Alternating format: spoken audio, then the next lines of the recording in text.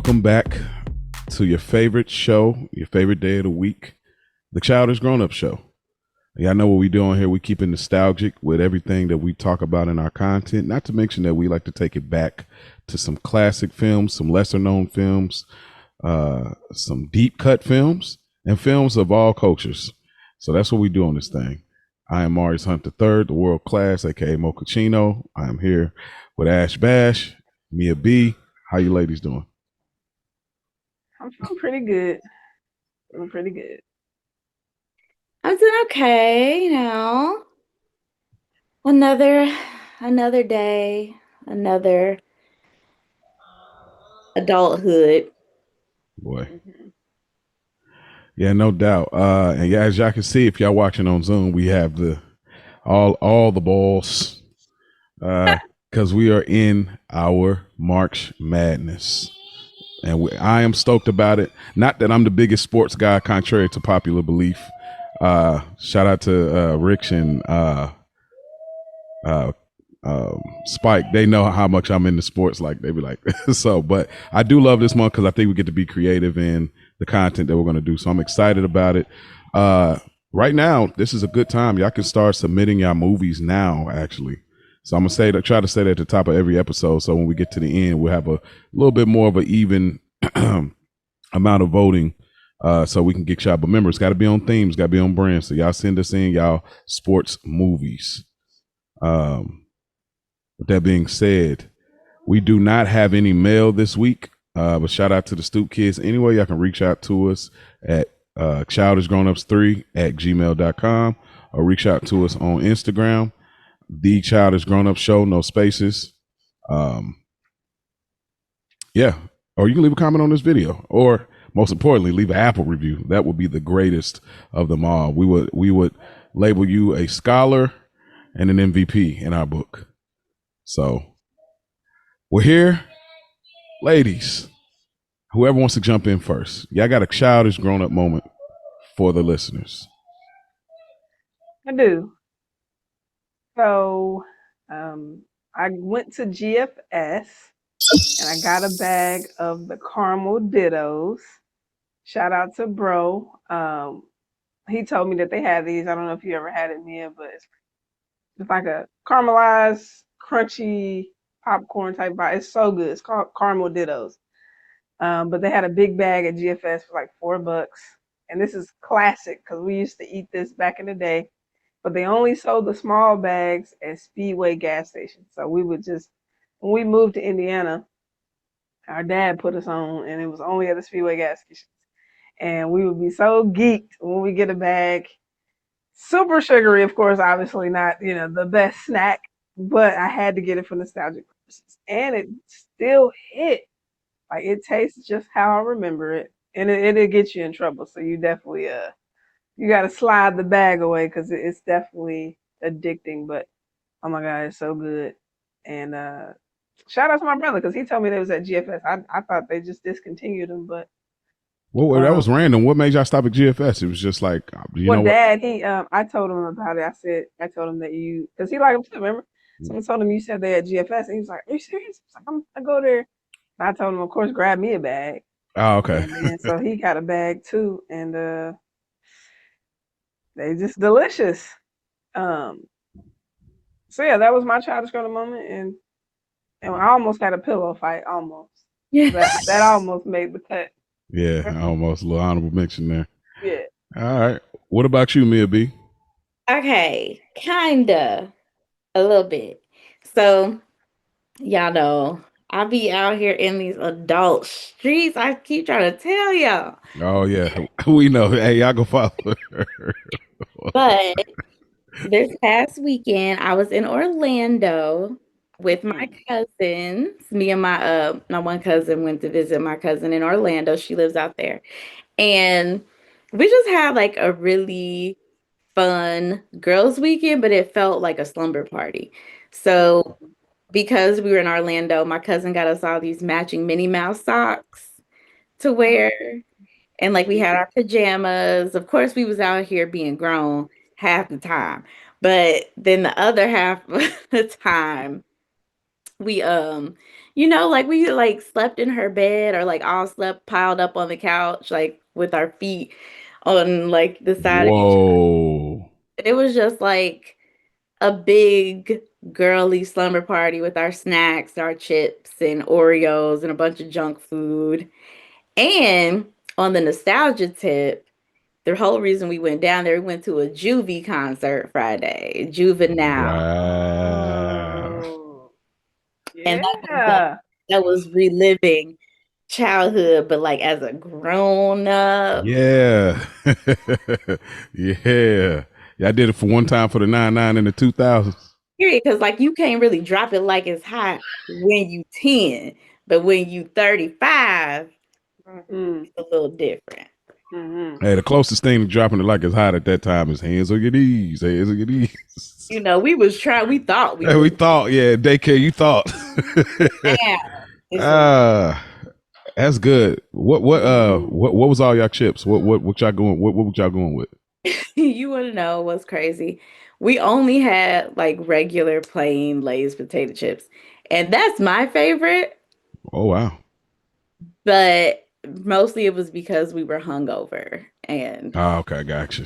the these sodas. Hey, the reality kicked in real quick, huh? Listen, Oh she man. can't do it like she used to. Hey man. All right. I like it. But Humbling experience. I was humbled. oh, it's always humble. Like, trust me. It's you start trying to make life decisions the next day, like from now on. I But said, by Lord, the if I get through this, sheesh. I'd never drink cut waters and tequila and Red Bull all together ever. Hey, see, that's where you're messing up. You can't even like you gotta the energy drink is a roller coaster in itself. So you gotta put that over here. You was treating that like for loco out here. Like you gotta be That's careful. exactly what I said. I was like, we made our own Four Locos. We For gotta real, be for real. okay. Yeah. Yeah, man. But good thing you was around people that the loved ones, so y'all took care of each other. We had a time. A time was had. Yeah. Yeah, dope. For me, my childish grown up moment was so been trying to find our son. Just he's at the age he's still picky. Don't really like a lot of stuff, like healthy stuff, ironically. But so I was like, all right, man, we go. You know, he been getting these chicken pot pies popping. So I'm like, all right, cool. Even the breakfast one too. It was like, all right, found a little something. So I was like, all right, let me try to see if I can stretch it out. Back at the Dollar Tree again. Go shopping. All right, what can I find? What can I find? I was like, all right, it's been a while. We're gonna do these raviolis. Get this ravioli popping. And my wife had to correct me because I don't know. I think we used to call them raviolios, but they're not called that. What? Raviolios, the O's, like you know. But I didn't get those. I got the ravioli with the beef inside, the little pocket. Oh. So I was like, all right, man, we going in. I'm gonna try this. So he ate a few bites, but I tried it, and I was like, all right. And I was acting like I was on a YouTube channel. So my daughter was watching. She's like, "Be quiet! I'm trying to watch the TV." And she's watching me, so I'm sitting there like, "All right, y'all. We had this in the '90s. It's a popular thing. Let's try this out again. See if it still holds up." And then, so when I did try the ravioli's still good, but the sauce is just terrible.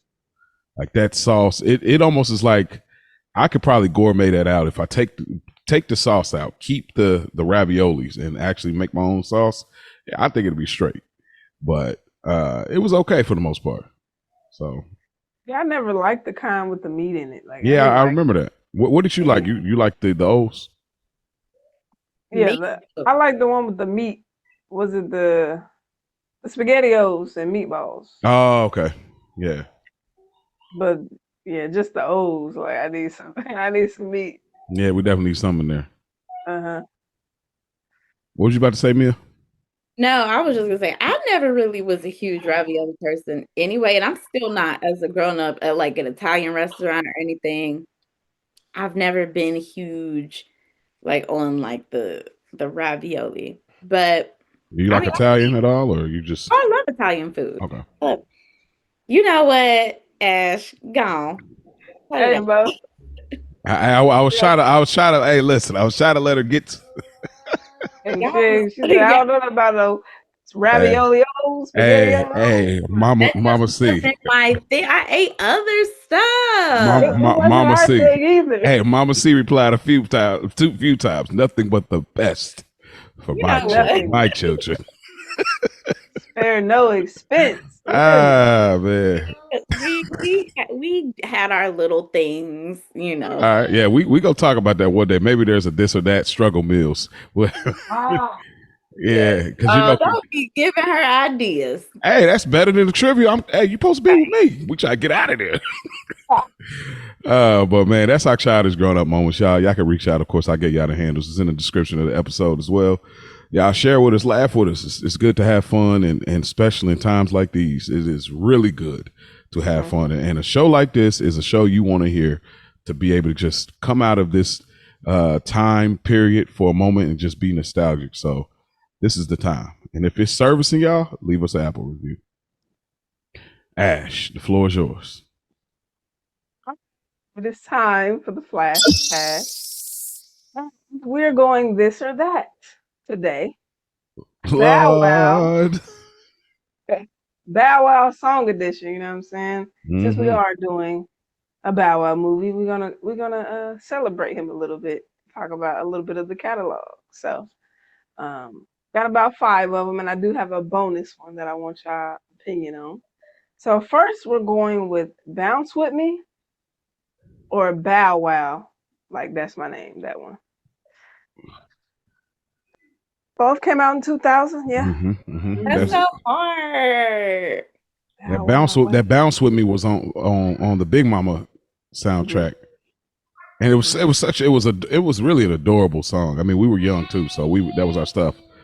But I gotta go that Bow Wow. Like that was so hard. Like as a kid, hearing a kid rapping like hair nappy, but I'm happy, pocket full of dough, like that. Like that was so freak. It's still hard. Like I like, bruh. So I'm definitely going Bow Wow. My name is, and then thinking also that he was Snoop Dogg's nephew. That whole, you know, Mhm. yeah, that's up there. So that one for me. This is so hard for me because I love them both. I feel like um Bounce With Me was just like such a moment because that was the introduction to Bow Wow. And as a Mm-hmm. little girl of at the tender age of 10, 11 years old, it was like, oh my God, who is that boy with the long hair? And but if I have to choose just like sonically, music wise, and like what was like vibing better, I have to go with Bow Wow. My name is because that, like Mo said, was just so hard. Like as a kid, you just felt, and then Snoop on the song, it just felt, and the music video, Mhm. it just like it was so hard. Like I loved it so much. Now, don't get me wrong, because Bounce With Me will always and forever be a classic. That is, love it. But you know, just gotta go with, my name is. Yeah, I'm trying to find I'm trying to hold on. Let me give the people a little bit of that real quick. You know what I'm saying? Like, See, my name is Bow Wow Wow. Bow Wow. Oof, Yep. production is hey, that's what I'm crazy. saying, bro. That beat, Hey, God, hey, ripping it. the That's it. production is insane. Yeah. What about you, Um, Ash? yeah, we're going trips. Gotta go. That's my name. But Bounce With Me too, because it's on Big Mama House, and that is one of Mm-hmm. my movies. I love that. Mm-hmm. And it was smooth. It had a cool little beat. It was like a different sound. So, it That was, was JD. I think. yeah. I wonder if I don't know if JD did the other beat. What? The my name is because I mean it could be JD. It does sound like it, but that other one was a different. Like you said, the bounce with me was you could hear that JD. That, Like y'all know what ooh, this is vibe. You know. yeah. Yeah. But yeah, both fire. But yeah, I'm gonna have to go with Bow Wow Wow. All right. So next, and they're not all aligned. I'm just trying to go off a vibe here. So just rock with me. So next, are we going with Take You Home or Let's Get Down? Hmm. And I put these together just because of the like the vibe, the sounds, like they're up tempo. Take You Home. I don't even know if I've You don't heard it. remember that? Oh, I probably heard it, but just don't Bow remember. Wow. You just don't know the way you move so fast. Oh, that. Yeah. See, I put that and My Name Is right next to each other. Got the similar beat style. Like, So that represent that. I want to get the that's the one. That's the one. Like that. That When I Let's think Get Down though, that was my that was your joy. Like you was like really all into like that song was. I didn't really like it as much. It was cool. Bow Wow popped back up. That's when he got his license. You know what I'm saying? And he was rocking with Birdman a little bit. Like we watched him grow up as we grew up. You know what I'm saying? So I remember he had his license. That was a huge deal. But that Take You Home, like didn't and hitting that Harlem Shake, like oh my! Even on the verses when he was getting into it, doing all that, like bruh, Bow was like, guy, I gotta go take you home. Like, man, come on. Same, because that was, oh my God, I can't. I'm getting that giddy, girly feeling just thinking about it. Like, it was so, oh, what a time to be alive. Yeah. Like, I gotta play that too. Feel that little Harlem Shake. Hey, he from the Midwest, you know what I'm saying? From the CO. Yeah. Okay. Yeah. Ohio's own. Touche.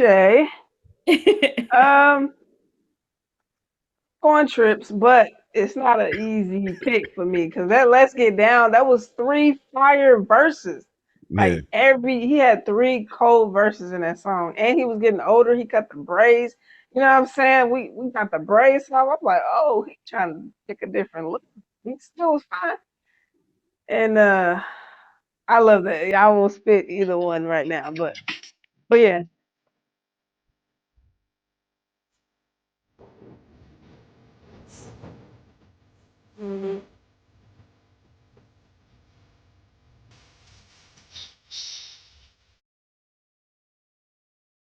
Hey, all that I would like, bruh. Yeah, fire. Dude. Fire. Yeah. They did they big one. They did though. I love Bow Wow, bro. That's why I'm so glad we're doing this movie. Just get a boy his flowers. Like he really opened the door for so much. Yes, he did. All right, coming in number 3, are we going Let Me Hold You or Out of Your System? Ooh. Yeah, got the features on them joints. Got a Marion, or we got Jonta Austin. See, here's the thing. Hold Me Down is so much like more nostalgic. Yes. Just I remember Bow with the brace and the beats, him and Omarion, the joint album, that whole thing, Face Off, the whole videos that was viral before viral was like a thing, and that whole Hold Me Down, and then we always doing a little, you know what I'm saying, like that. And who didn't want to be at a house party like that in that video? You know, it was like it was our thing. We was in our own little realm, like we wasn't grown ups, but we was. But that Out of My System is just. That is so good. That out of when I'm with somebody, all I think about is you, man. I'm Out of My System. I just talking songs like that song. I like better than Let Me Hold You. But I love Let Me Hold You. But that Out of My System, like that like eerie beat of it, you know, and Jonta's doing the ad libs, crazy T-Pain doing like. Yeah, that Out of My System, and it's such a real song, and I'm a fan of like those breakup songs, men trying to be vulnerable, especially rappers when they're giving it up like this. And Bow was like, you know, getting to that age now where, again, we grew up with him, getting to that age of dealing with heartbreak and maybe some not so great decisions at times. So Out of My System for me.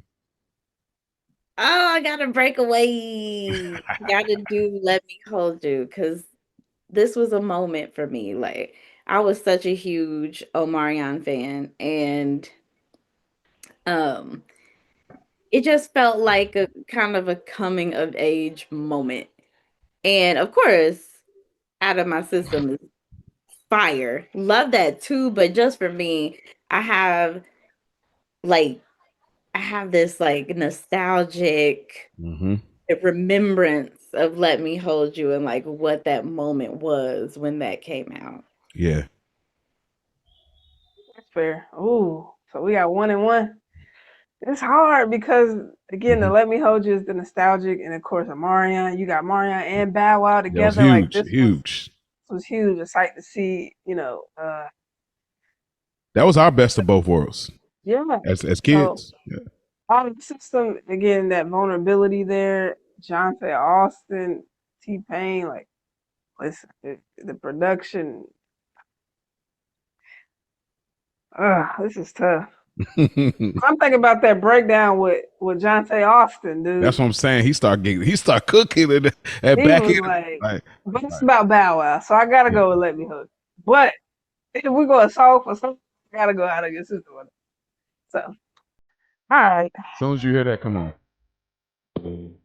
But this is what things are simple.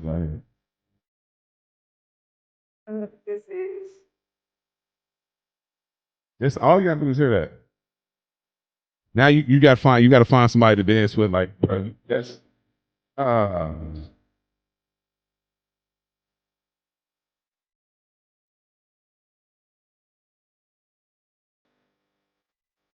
in it. The time to uh win it. I don't gosh. you know. Through the day. I know it's so And he had the bittersweet. beads. He had the Yeah, beads. like he grew Oh it back. yeah, He grew it back after the. yeah. The beads was fire. I like that look a lot. Is that the fresh as I'm is there? Oh, Uh. I I can't think remember. it's I gotta before look at. Francis I Miss. Okay, Mhm. okay. All right. Like You or Shorty Like Mine? Like This is a You was good one. here. This is a good one. I hang on here. I try to get from me. I already know. I know what I gotta go with. Know what me. I already know what you picking. Hey, Yeah, this is a good one. What you got, man? I gotta go with Shorty Like Mine. Mm. I'm shocked. I thought you was going the other way. That sound like that like a high school relationship song. Like this is our song. Okay, don't get me wrong, because I love me some CC, and I thought that was a cute little moment or whatever. But Chris Brown and Bow Wow, like just like the little bop of the song, Shorty Like Mine, baby, yes. They was doing the little dance in the video. Yeah. Yeah. Yeah, Like the flow, like it just like yeah. it was just a It's vibe. a, it. You right. Uh, I gotta go. The Go Sierra, cold. the Sierra and Bow. I remember hating that chorus. I hated it for so long. I was like, why are y'all doing this many words? This just don't like change the beat or something. I just hated the chorus for so long. But then like the more I would listen to it and I enjoyed it, I enjoyed it. And then I really like the beat that and I love the idea of these two were together and like the video was good. They had our man's the comedian in there. Mm-hmm. Yeah, I like that song a little bit. The Shawty Like Mine, I like it, but it just always felt too soft for me. Even at a young age, I felt like it felt it's like Soldier Boy's Soldier Girl. It's like it feels too soft, or it's a Soldier Girl. Like it's too soft. Like it's not my type of R&B. So Crazy. Crazy. You're crazy. You're insane. Shawty Like Mine wasn't for me. It was for y'all. Right. You're right. Um. Yeah, this is Come on, tough. that Sierra verse. But the Chris verse too, though. Oh yeah, that all this This love. love Yeah, he ripped it. inside of me, All I wanna do is give it give to it her. to her. Like It is the better Chris, song. Chris still developing his sound. Like he was still getting his vocals right. Yeah, that's You know true. what I mean? Like he was just still getting into that groove. So of course, CB. I mean, I have to go with Shorty. Like I have to. She has to. CB, we have to. I'm sorry. All right. I had this last one. I'm gonna leave it off because y'all already know it. I Hey, just threw this you in want me there. to let me give the people a little bit of that for the. I do want to do the bonus one after you play it. Okay.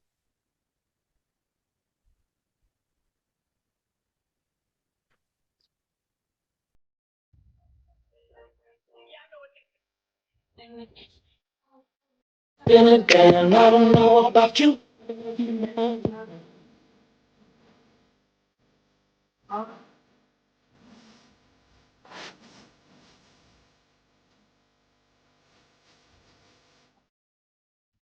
Yeah. Yeah, yeah, yeah. He was floating. He was floating on that. Mm-hmm. All right. So this is all right. So I'm gonna leave it there, and I'm gonna give y'all this bonus. This bonus is what was your favorite feature out of these 3 songs from Bow Wow? We're going side to side with 3 6 Mafia. Pull up, if y'all remember that one. Mm-hmm. Oh, I think they like me, or the pop, lock, and drop it verse. What Bow verse are y'all picking? And these were fire, so I hope y'all remember them. I do, Okay. of course. Ooh. Pop Lock It Drop It remix, I think I side know. to side, and oh, I think they like me. Mm-hmm. Let me think. Mia, you got you already I know. got to go with, oh, I think they like me.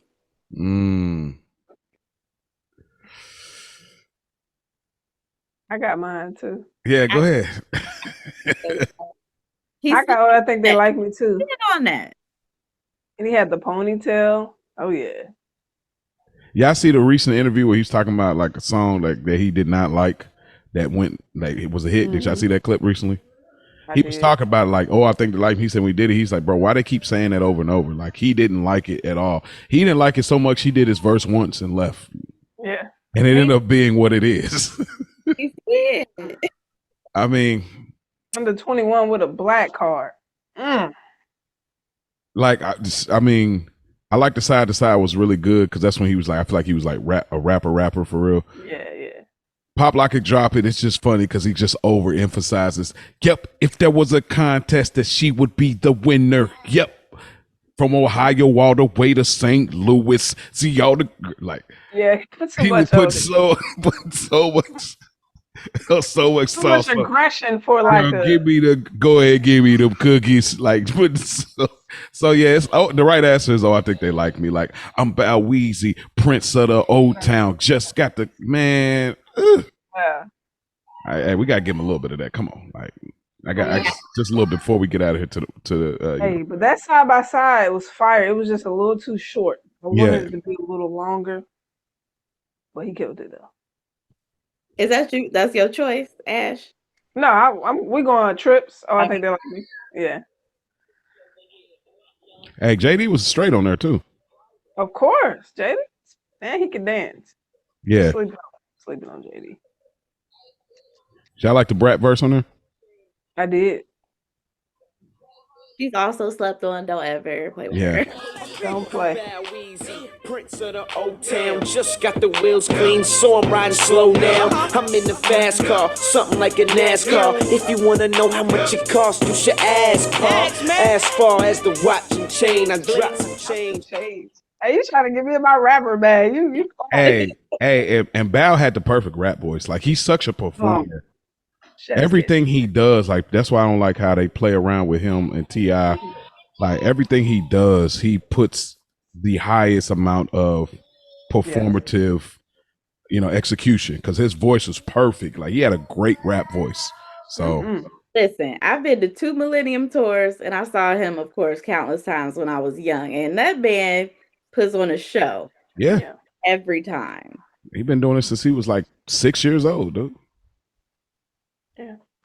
But that is all for the Flash with Ash. I'll throw that other one in our chat just for giggles and see what y'all was gonna pick. All right. All right, well, y'all heard it here. Before Mia takes us back into the time machine to the year of this movie, I want to kind of set the landscape of what was going on during this time in 2002. So in 2002, going sports a little bit, Los Angeles Lakers, of course, this is the Shaq and Kobe era. They won their 3rd straight NBA championship, which they were started to be considered a dynasty. Tom Brady wins his first Super Bowl, but the early 2000s, from the 2001 season. But yeah, Barry Bonds hit 73 home runs. And then, of course, the steroid thing came up, as far as music go. Around this time, early 2000s, Nelly dropped Nellyville. Came out of nowhere again. Another Midwest brethren. Mm. Ashanti's debut album was in around this time. Ja Rule, that domination.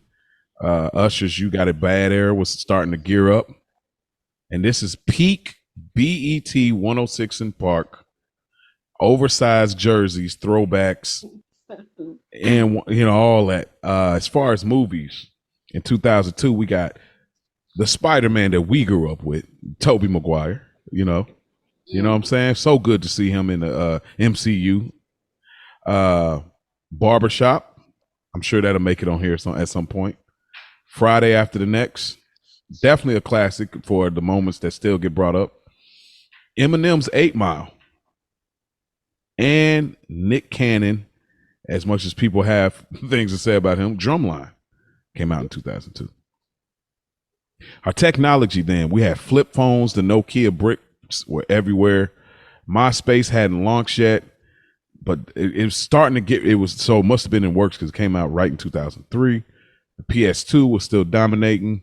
The Xbox was brand new and it launched late 2001 going into 2002. AOL Instant Messenger was still strong. NBA Live 2003 was on the way. And shout out to Rio and School because they know what that means. If y'all ain't heard, go check out our top 5 video games all the time. We talked about that Live 2003. It was a game changer. As far as the kids, us, what we were on at that time. This was considered the Nickelodeon peak era. We had Rugrats, Fairly Odd Parents, SpongeBob, Hey Arnold, The Amanda Show, and all that. And they were running on Saturday nights. This is also the Disney Channel original movie era. And I remember when that started to become a thing. We start seeing stuff like Lizzie McGuire, Even Stevens, Kim Possible, which premiered in 2002. Cartoon Network, of course, this is the big 3 right here. Dexter's Laboratory, Ed, Edd n Eddy, Powerpuff Girls, and Samurai Jack just came out in 2002. And to get us, as we get closer to getting into the time machine, in the sports element of all, NBA Inside stuff and one mixtape tour, the DVDs were everywhere. People was bootlegging them joints. And one Street Ball. If y'all don't know, there's probably YouTube video somewhere all over. We was loving that. And yeah, I think that kind of lays the landscape. I didn't really get into like the kind of the political side of things because obviously this is a year after 9/11. So, but yeah, that kind of lays the land of everything that was going on that should be brought up here on the Childish Grownups Show. With that being said, as we walk into the time machine, Mia B, pull that lever and take us back to the film that we are reviewing today. Oh man, you guys got my face hurting from smiling so much during the beginning of this show. We are going back to 2002, and we're going to be talking about our millennial classic, Like Mike. A 13-year-old orphan becomes an NBA superstar after trying on a pair of sneakers with the faded initials MJ inside them. For cast, we have Shad Bow Wow Moss as Calvin Cambridge, Morris Chestnut as Tracy Reynolds, a little Jonathan Lipnicki, who has also been on another one of our sports movies for March Madness month, as Murph, Brenda Song as Reg, Jesse Plemons as Ox, Crispin Glover as Stan Biddleman, Ann Mira as Sister Teresa, Robert Forster as Coach Wagner, Eugene Levy as Frank Bernard, with appearances from Julius Charles Ritter as Marlon, Timon Kyle Durrett as Henderson, Roger W. Morrissey as Jode, Vanessa Williams, dark-skinned Vanessa Williams, as the pharmacist, Reginald Vell Johnson, a.k.a. Carl Winslow, as Mr. Boyd, and Valerie Pettyford as Mrs. Boyd. And this film was released July 3rd, 2002. Oh man, I was so glad Ashley picked this.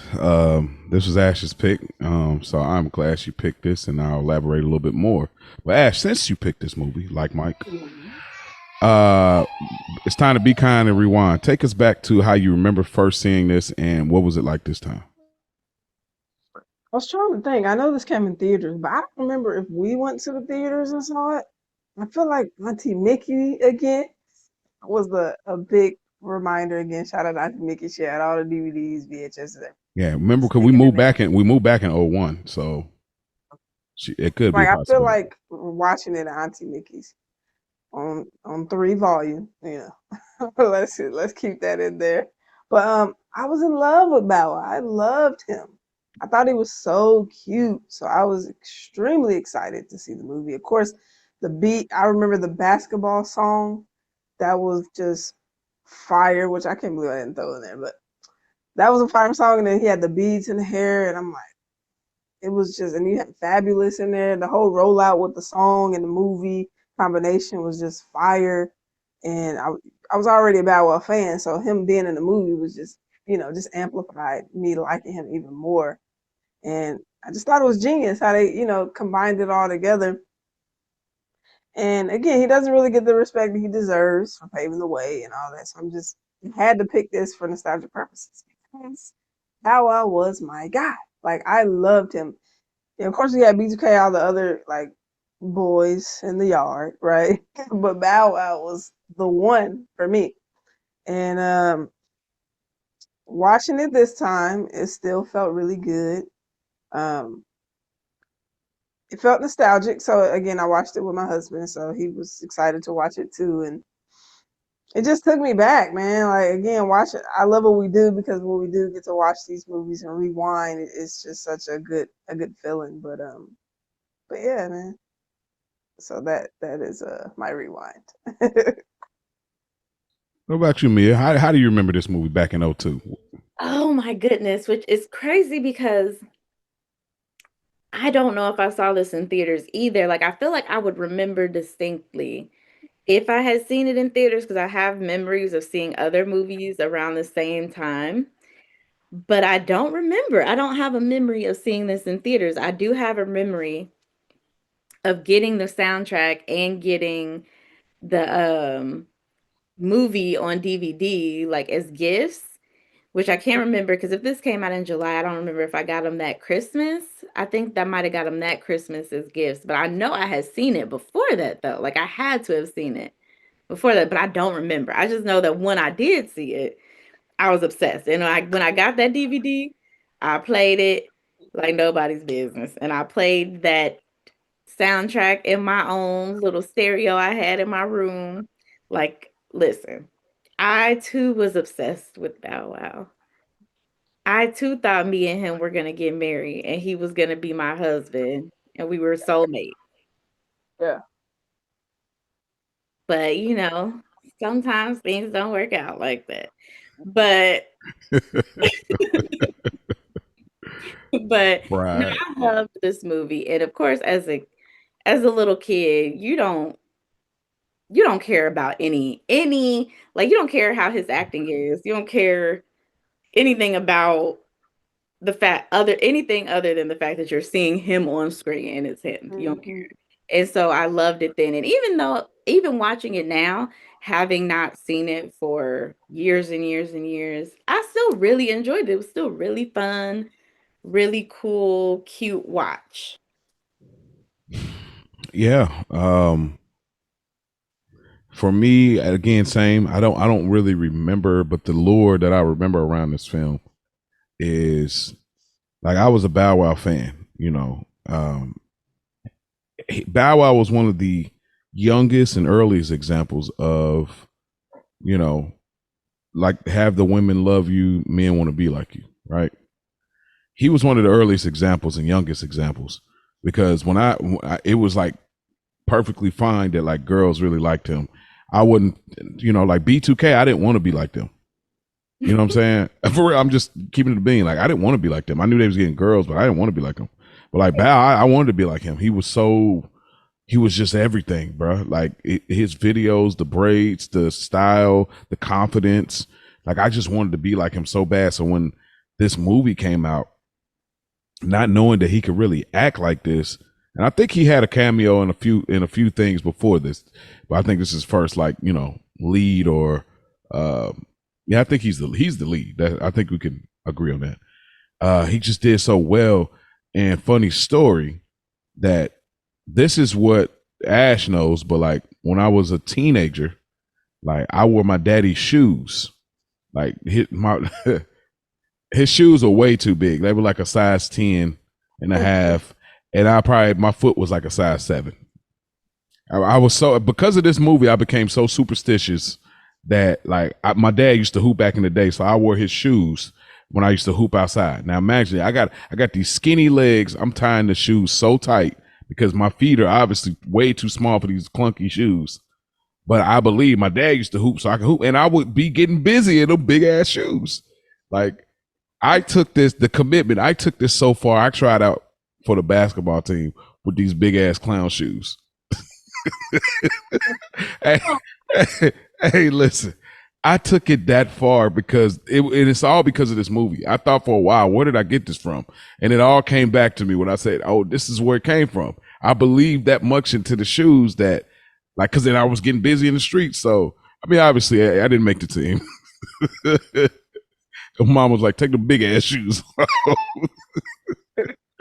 How about you wear some regular shoes that you can fit?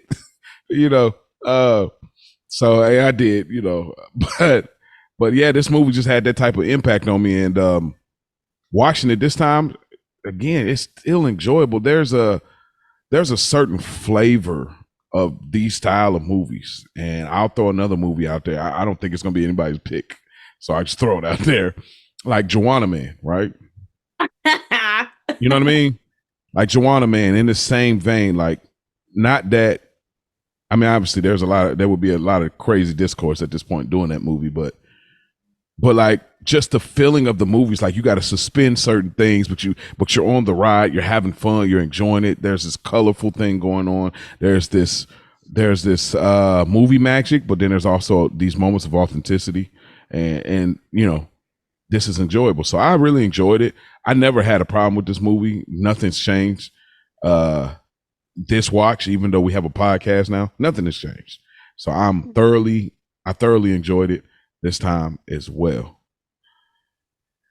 All right. So let's get a little bit into our overall discussion. So the first thing I want to ask, how do y'all feel about Shad Moss Bow Wow as an actor?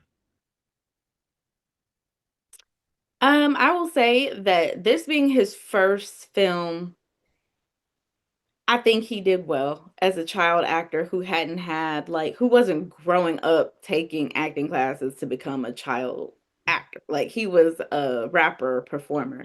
And I think he did the best he could do. Of course you could tell now watching it as an adult, like, oh, he's definitely reading a script. Like you can see that it's very rehearsed and he's acting. But there were a lot of moments though that felt really lived in and really real. Like you could tell he was just having fun and going with it, especially the more comedic moments, like when he's on the basketball court and he's just kind of ad-libbing, talking smack and, just kind of being a kid.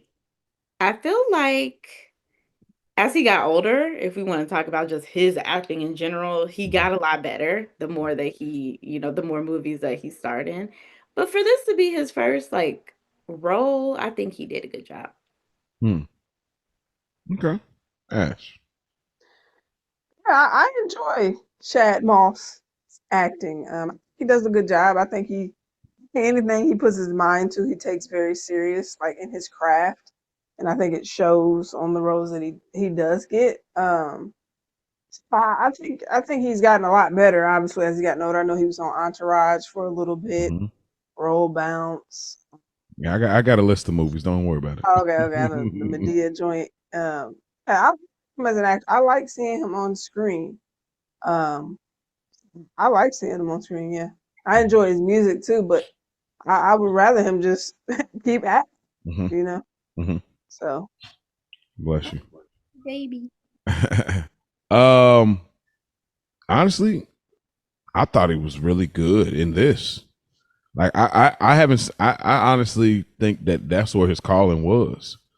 Because the rapping, he does a great job because he's a performer, but yeah, he didn't write his rhymes for a long time until he got a little older and he started writing his rhymes, but he didn't write it for a long time. Jermaine Dupri was writing it, and then of course Ti was writing his rhymes until he finally decided to do it himself. But he still got it off, and they did a good job of catering that. But when it came to acting, like even here, like him as a lead, I believed him. I rooted for him. He's very charming. He's very rooted in just likability. You know what I mean? Like he's just very likable. Um I what I don't like, and I don't see, it's like Bow Wow doesn't come up in the like musician actor conversation, especially like black musician, like singer, rapper, being an actor. And I think he should be considered. I think people look at it because they're like, oh, well, he didn't do a lot of movies, this and that. I'm like, yeah, but he probably done the same amount of movies as Tupac. You know what I mean? And he just doesn't get brought up enough. And I don't really like it because I think he's really solid. And I think that he will get so many more roles if he wasn't his height. Because height is a big thing in Hollywood. I mean, I'm serious. Like in Hollywood, that's a big thing. Because I mean, obviously, like he's an attractive dude, like he's a sex symbol, to many women. But because he's not as tall, and it's like it's crazy because now we got Kevin Hart. So like now he's made being shorter, innovative. Where like, oh, we can fit a role for a guy like this. But like Bow was really the one doing this initially, And so I don't like how people kind of overlook Bow Wow because I would say Bow Wow's a better actor than Ice Cube. You think? I think so. I think Bow Wow has more depth. Like when you see him on screen. Okay, so I'm gonna add. All right, so I'm gonna talk about. I'm gonna ask y'all what's his best acting performance, and I'm gonna bring up the movies. But the reason I say, and the movies kind of give more of example. The reason I say that is because there's a level of depth in his reactions that feel different in comparison to Ice Cube. Ice Cube's not a bad actor, so this is not that type of conversation. But I do think that there's limitations to how far he's carrying it versus Bow. But Bow hasn't had so many exceptional roles. Like Bow didn't have a Boys in the Hood, you know what I mean, or a Barbershop, So to me, but I mean, I'm not saying Bow's better than Tupac or Queen Latifah. I mean, but I would say he's better than Common. He's better than some people. I just think he should be circulating the conversation. But Bow always gets overlooked when we talk about rappers turn actors or musicians and actors. So let's get into another section here. I only listed 5 movies because these are kind of like the ones that he was really prevalent in. So what do y'all feel is Bow Wow, Shad Moss's best acting performance? This movie, like Mike, Roll Bounce, Lottery Ticket, Johnson's Family Vacation, or Medea's Big Happy Family? I will go with Roll Bounce. Why? I actually just watched this not too long ago. I watched a reaction to it because that's something that I watch a lot on YouTube. And he expressed a lot of emotional depth in that movie. There was a scene in particular with him and his father in the movie Oh yes. about his mother's passing. And he pulled some real emotion out in that scene to the point I was like, okay, yeah. If he had to be in a serious role where he really had to put them chops on display, he could do it. Like there's no doubt in my mind that he could really carry a serious role if he were to ever get one. I think and he's got a really great comedy chops too. Like he's just like you said, likable. He is a character, like a performer that you root for. You want to see on screen. Like you like seeing him in the scenes. Like you look for, like you didn't mention it, but he was in Tokyo Drift. And even though he's not even a lead in that movie, but you look forward to the scenes with him in it because he's just enjoyable to watch. Yeah, he should have had Ludacris's role. Yeah, And I feel like that was clickbait too on that Tokyo. I'm like thinking he really finna they finessed it. all the time, man. Y'all know how to get us. Hmm. Uh, it's diabolical, but Chris Brown and Stump the Yard. I might have to agree with Mia because I instantly thought about the scene with the dad in the garage, with his mother in Roll Bounce.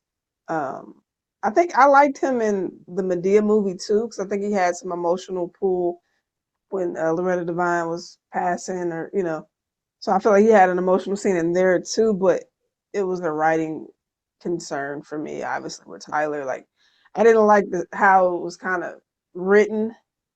Of course, you had Tiana Taylor, Byron, all that. I'm like, it just took it away a little bit for me. But I think he did great, and then him being like a struggling single dad. I mean, you know, say it wasn't believable. Like it just again, it's a Tyler film, so you take the good with the bad. So I guess I would have to go with Roll Bounce because I feel like Lottery Ticket is like I love that movie and it's like a full film with he's just all about him. Hmm. But it was very Bow Wow. Like it just he I didn't feel like he really was getting outside of who he is. You know what I mean? I like when you can step outside of I'm not saying Bow Wow, I'm saying like the Hmm. character more so. So I go Roll Bounce. I'm going Medea's Big Happy Family. Uh, it was bad writing, and again, that same moment that Mia was talking about and Roll Bouncer was like me and Ash always say that she's not coming back, Dad. She's not coming back.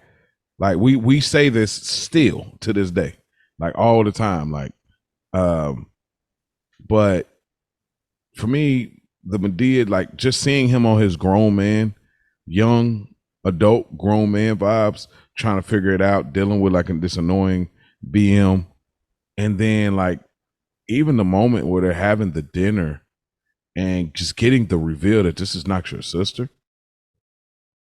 This is not your sister. Like that reaction was excellent. I said, "Oh man!" Like you felt Bow in that moment. Like you was like, "What?" Like I don't even know how he got there. Like when he reacted, like he had to really. That's why I say he's really good at this. That's why he could do 106 in Park so well. But yeah, with that reaction of figuring out that like that's not his sister, and everybody else knew but him, bro, it was so good, so good. But they're neck and neck. Like roll bounces, there's a lot of depth there. So, lastly, how do y'all feel about Morris Chestnut? His more like, do y'all feel like this is more of a humorous role, or do y'all feel like his characters always have a bit of humor in them? That's a good question. I think I'm trying to think of serious roles other than Boys in the Hood that Morris Chestnut has done. Probably Where not easily broken. I was literally just about to say, like, When the vow breaks. I like that one. yeah, I like that one too. I think I like him in this kind of role. I think this is where he shines, where he gets Mhm. to be the straight man, like in a comedy where he's a little bit funny, but he's not leaned on to be the funny one. He's kind of like the straight man in the funny situation, like funny, but not necessarily because Funny guy. making a joke, right? Like, two can play that game. He was funny, but he was the straight man. Anthony Anderson was the funny one. So in this one, I think he's meant to be just like a buffer or a balance to Calvin Cambridge's character. And I think he does great. I think he did good with what he was given script wise for this movie. I agree. I think Mia put it perfectly, actually. I feel like he's charming as well, obviously. I mean, it's Morris Chestnut. So he has a charisma about him too. So I love when, like Mia said, when there is humor in their roles because it comes out, it rolls off naturally. It's like because you already have this charming vibe about yourself. So like for them to throw a little quick little, comedic relief in there, I love when they do that. Especially for like super attractive people. I really enjoy seeing it more when it's like, because they're already expected to be like, oh, super good looking. Again, he's Shout not in out to this Tiffany role. Haddish. Who's that? Shout out to Tiffany Haddish. Oh, okay. But yeah, so A lot of I think he jazz. A does lot of serious work. jazz. Yeah, I was like, oh, okay, A I'm lot of picking up jazz. what you're putting down there. Uh, She crazy, hey man, but that girl trip. she was doing a lot. I loved her in that movie. I'm not gonna. No, the script was like crazy work. Wild. It worked, but it just I was like, oh, the writing, every other, Mm-hmm. but yeah. So I think he did great for this again with what he was given, and he just has a good, charming thing about him. Yeah, I said everything. We like Morris. I mean, he's just one of our, the one of the actors we just love. We're talking about, black excellence, a hierarchy, a high era of just black era actors and actresses, or if y'all whatever y'all classify them, black films in this moment. Some of the most classic films are around this time, the mid to late 90s, early 2000s. And he did a great job here. I believed him as a basketball player. That's always the hardest thing to convey, is can the actor make you feel like they are truly in the sport? There's a few other movies that come to mind. I'm not gonna bring them up because I don't want to step on the possibility of a pick, if it's Mia's pick or not. So, but there's a few times, So with that being said, it's time to get into it. How y'all want to go about this? Ash, how did you do it? Did you go by scenes? You go by relationships? You go by moments? What?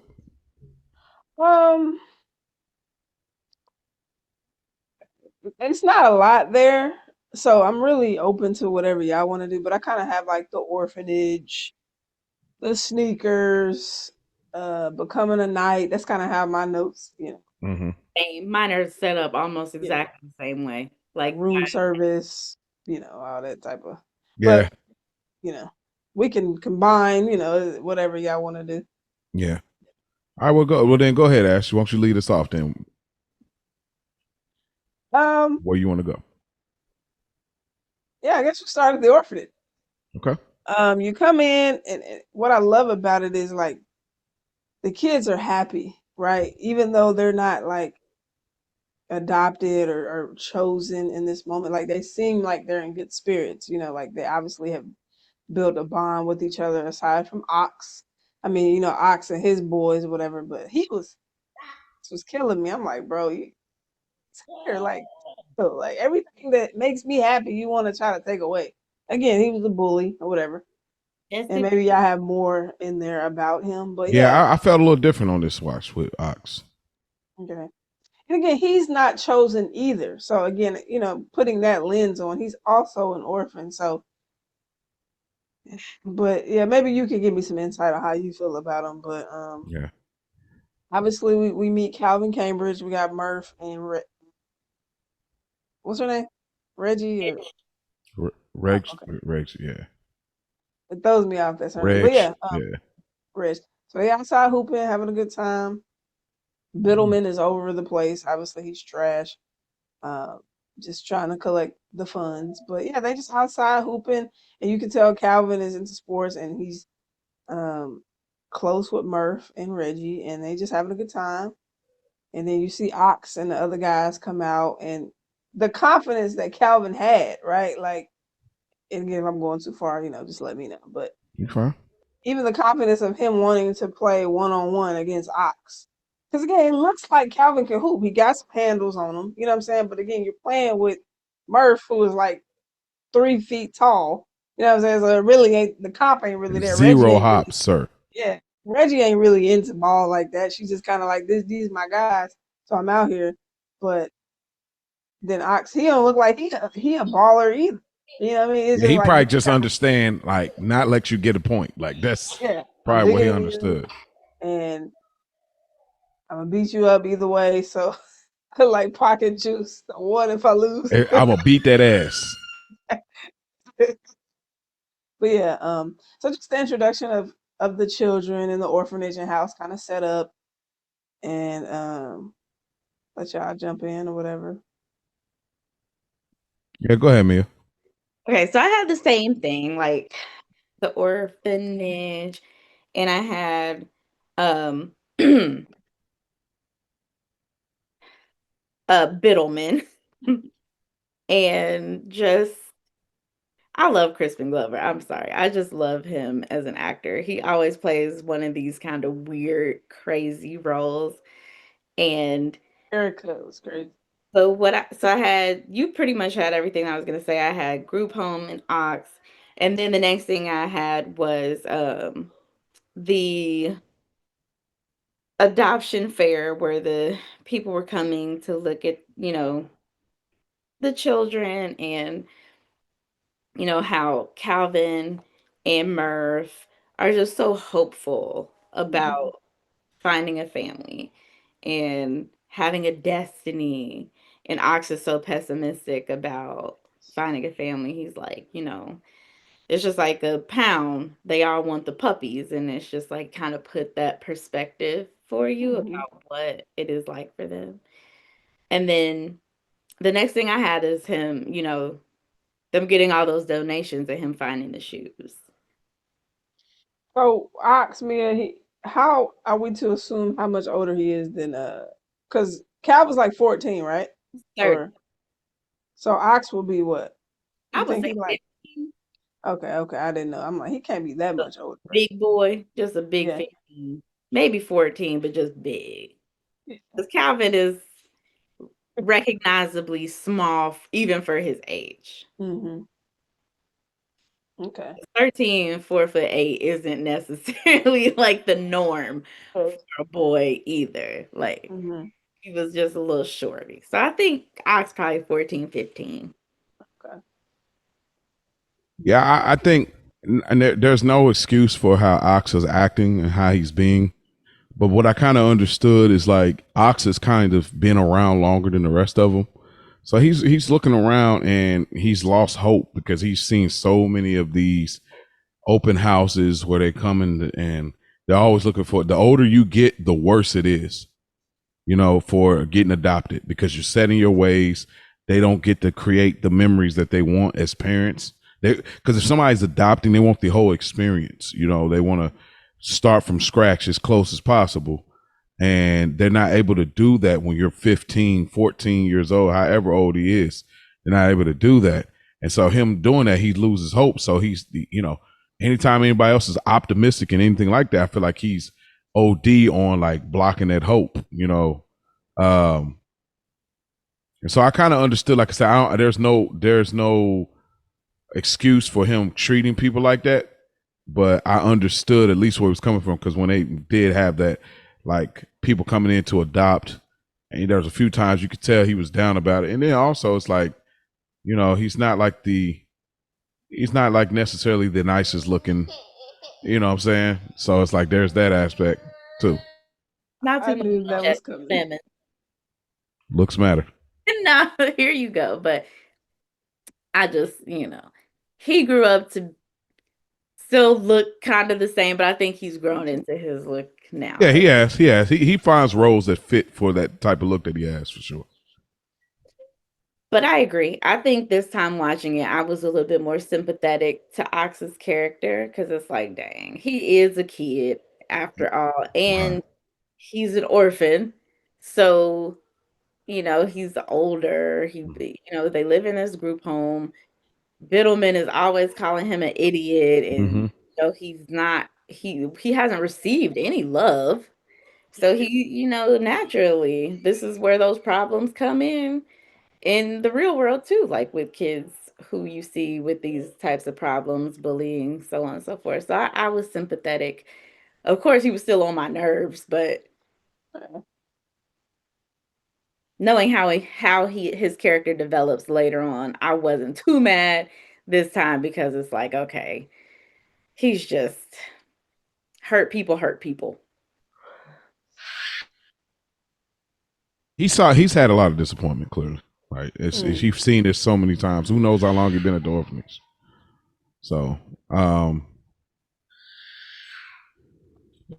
into like the adoptive, kind of the Ox did say that they don't want the kids their age, and to be honest, like it was what I was saying was like I understood it a little bit more. It hit a little different on this, but um, shortly after we get kind of like the sequence of the shoes, and that comes into play, and he finds the shoes, and again the shoes become some kind of hope for Calvin. Now he don't even know yet what they can do, but even then, just him being happy off of that, and Ox just being who he is like, bro, because Calvin is one of those special people that you have in your life. Everybody knows a Calvin where they just have that it about them, that they're optimistic. Things just always work out for them, and you can't hate for real. You just got to find your own way and your own version of that. But yeah, so anything I want to say about as far as the shoes, and then Ox throwing the shoes on the pole, and then obviously he makes a plan to go get the shoes and everything like that. Let's see. I think, of course, as a kid, it's one of the most frustrating parts when Ox throws the shoes up on the dang on power line. It's like, dude, you like what? You just can't let nobody have not even a little minute of happiness. Right. But it was always crazy to me that he went out to get the shoes in the rain, because I'm like, they're gonna be all yeah, that is definitely something for me. Like I didn't write it. I don't know if I wrote a later section, but I was like, come on. Like, why had to be raining? You couldn't have waited another day. Right. But I guess you could think like he didn't want the shoes to be ruined by the rain, so it's raining all night. He thinks that the shoe's gonna be out here. Then you don't want Ox to be up when you're trying to get it. Right. The rain, yeah, I just had to add but remember they need the lightning to strike down on the shoes to give it the little razzle dazzle. Yeah. To give it the true MJ. Like I get it, but then I'm like, oh, okay. The shoes are soggy now. Sour dough. Like not only are they old, now they're soaking wet. They're not gonna be dry by tomorrow morning. It's pouring. But again, it's a movie. Movie magic. You're not supposed to ask that many questions. You're not supposed to think about it that hard. And so when he put the shoes on did he put the shoes on the next day, or did when they went out and with selling the candy? Oh, did he have them on when they were selling the candy? That's what I'm thinking. Like, did he have them on when they were selling the candy, or did he put them on specifically to go to the game that night? That's a good question. I feel like once he got them down, I feel like he put them on and kept them on. Girl. It's not clear. That is a good question, but I want to say he had them on. When did he test them out though? Remember That's what I'm thinking. Like, did he test them out before the game when he did that little thing with Tracy, or was it just that was the first moment he realized? I think the first moment he realized was when he was playing against Tracy Reynolds. Yeah. Halftime. Yeah, it was the first time. Yeah, he was so excited about his little shoes because he didn't have a lot of personal possessions. I mean, whether they're getting donations and stuff like that coming in, but obviously it looks like he dreamed to be a basketball player, and then for these to have an MJ in there, you're like, oh, I'm finna play in Michael Jordan's shoes, so again, that hope, and then something to call your own that someone's giving away, and then Ox comes and obviously still tries to tear down that feeling that you're having in that moment. But yeah. Yeah. So they end up going to the halftime show because he get tickets from the coach from selling chocolate, and this is where you really see the character of Calvin, and this is why I thought Bow Wow, his acting was perfect. because he just does that regretful reaction really well. Like that's something in his arsenal he does well in the facial acting. Because he was like, "Yeah, this is for the orphanage," and then he was like, "I'm sorry, coach, I can't even guarantee that this money is for the orphanage." And then coach thought so highly of that honesty that he ended up giving them tickets. And then of course, like he has this interaction with Reg and the other home and Murph, and and then they were gonna make a fuss about it, but then he was like, "Hey, why don't you come too, Reg?" Ox, and they end up going to the halftime show, and then ironically enough, the manifestation. I feel like Calvin had that all throughout the movie. His seat get picked, and I was just like, "Yo, did the coach?" Nah, but say did the coach set this up, but I'm like, "Nah, you couldn't have done it in that raffle." But he ends up getting down there, and he ended up getting busy on Tracy, but Tracy was not going. He didn't want to do this at all. What do y'all think about this whole scene? Everything about it, because it's a lot going on. What are the odds that he had just enough tickets for all of them? Or do we think the coach asked how many tickets he needed and he was just like 5? Yeah, 5 or 6. 5 or 6. He probably got like a standard, like in his mind, like, okay, you know what I mean? Like he could probably count how many orphan kids are out here selling chocolate. Selling the chocolate. So maybe he's like, I was just curious. Like he just happened to have enough tickets. Mm-hmm. But this is one of my favorite scenes though, the halftime show. Because again, the fact that Tracy is so not into it, like, so I'll let him score once. Like, so it's not going. So I just thought that was so funny. He didn't even want to do it. And then you get the kid that got the magical shoes that come out. He already got a nickname for you. So again, he's heavily involved. He's a big fan of yours. I'm like, he happy as hell. Mm-hmm. And so like, he get the first, he get the layup, let him get the layup. Then he popped the 3 on him. And then Tracy come out the jacket. He like, oh, no. So you should never came out the jacket, bro. Yeah, you. That part was the funniest to me. Like, the fact that he came out the jacket. He's getting serious. And, it's just that's the first introduction to each other. And I just love it. It's so funny to me. Like, it is. Met him you met your son, future son, getting schooled on the court. Get cooked. I love it. I love it. He cooked you for real, like cooked you. I have that in my notes. I was like, Calvin cooked Tracy. Say, I'm telling you, bro, he really cooked, man. He dunked on the last. Like everybody was so in awe, like their jaw dropped, and like for the longest, nobody said anything because how is this possible? Like this is he's not even grown. Like this is not Spud Webb. It's some random kid, and it's funny because. Similar to when Bow Wow was like 6 or 7 when he, the Death Row tour was going on, and he was a random person they caught on stage, and he was rapping, and like they didn't know how to react because he was so good at it at that age.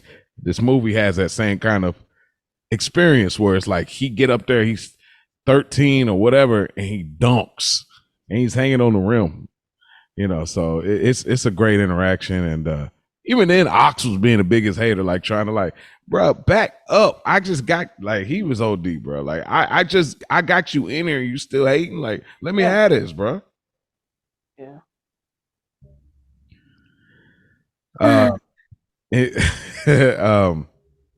So eventually, as time progresses, Calvin,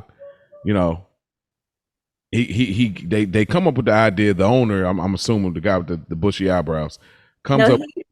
He's the general manager. Oh, general manager. Okay, got you. But the general manager ends up coming up with the idea of, what, we should sign this kid, but only for one day, one game, which is like kind of like trying to troll people to, sell tickets or whatever. But they didn't know, like Calvin balls out. He scores 27 points, and he's the youngest player and the shortest player to do this. And then eventually it becomes a thing where like, we need to sign this kid all together. And Biddleman tries to slide in the fact that he can't be adopted because he has signed over as a guardian right before he signs to the LA Knights. Anything y'all want to add I just had that in my notes as getting signed to the Knights and Biddleman's lies. Like, first of all, That was crazy. the first time they asked to come sign him just for that one night, they talk about $5,000. And then he's like, well, I just don't want anybody to take advantage of it. What if we throw in an extra $2,500? I'm like, did Calvin see any of this money? Or was Biddleman just taking the whole little $7,500 for himself? But For sure, collected.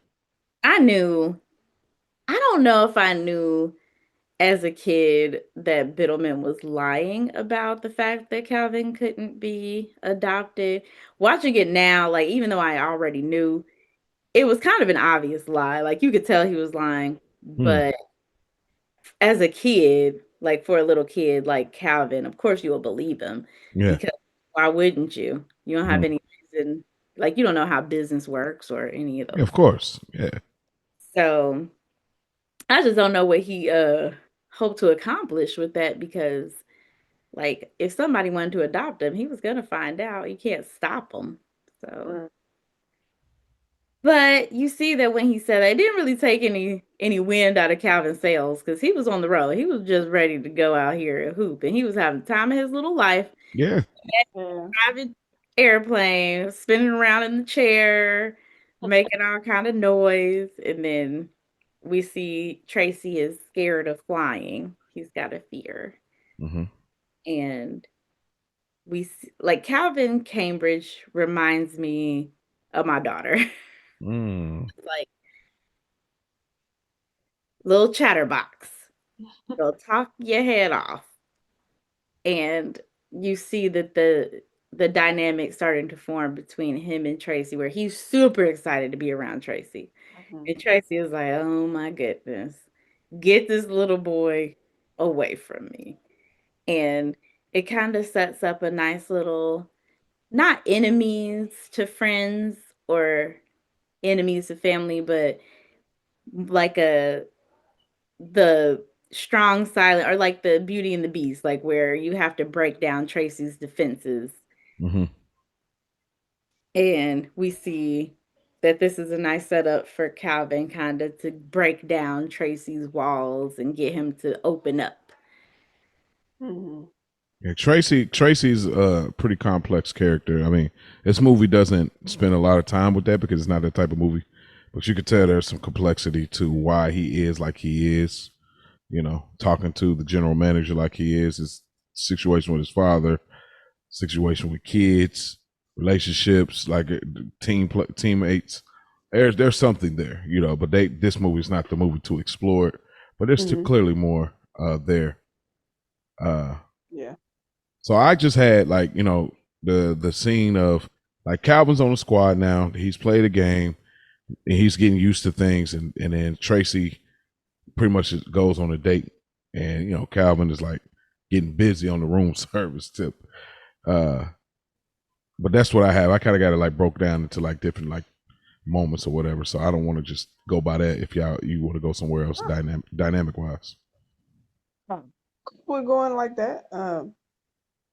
Yeah, I just love the excitement that Calvin had. Again, this is like a Hmm. new experience. Like, you literally just went to the NBA just off a halftime show. You know Hmm. what I mean? Again, you're an orphan, so it's like you're seeing so much more to the Yeah. world. You know what I mean? You're becoming a celebrity overnight. Hmm.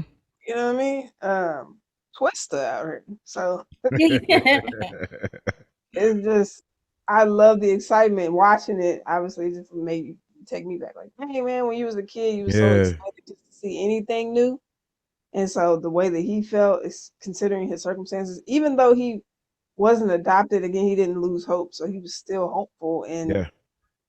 I just love the spirit. Like you said, everybody knows the Calvin in their life. They're just still so positive and optimistic. And so he get the room service. He Hmm. didn't believe it.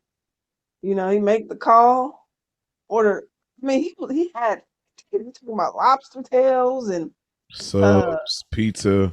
pizza and crab leg. Like, boy, you expect this to be an orphan. Like, what you got going on? But maybe again, he was watching Fresh Prince. Yep. You know what I mean? So just probably things he's seeing on TV, what they might be eating good, it looks good to him or whatever. Like it was just nice to see. And obviously, Tracy come in. Well, he come in with his day. He's trying to have a nightcap, Yeah, for sure. trying to get right. Trying to see about the Jazz. I been, you knew y'all was roommates. He was finna go. And he ain't really talking to no other players other than the tall guy, tall white dude. So No. really, it's like, He's so inexperienced though with kids. I feel like he yeah, didn't know like, oh I sure, need you to get lost. well, it's like Shorty about to go to beat her. He already gonna be asleep. We gonna come over here. We in the suite, so we're Oh, gonna hang he on. sleep with the light on. Remember, he don't even sleep with He the. don't, yeah, he don't even know that yet though. Oh yeah, that's right. That's right. So yeah, I That's guess right. even then it still wasn't gonna work. Oh, Even when you do definitely drop. not. Even when you do drop, they gonna say it. But yeah. So Nuts. hey, listen, And you still. can't fly.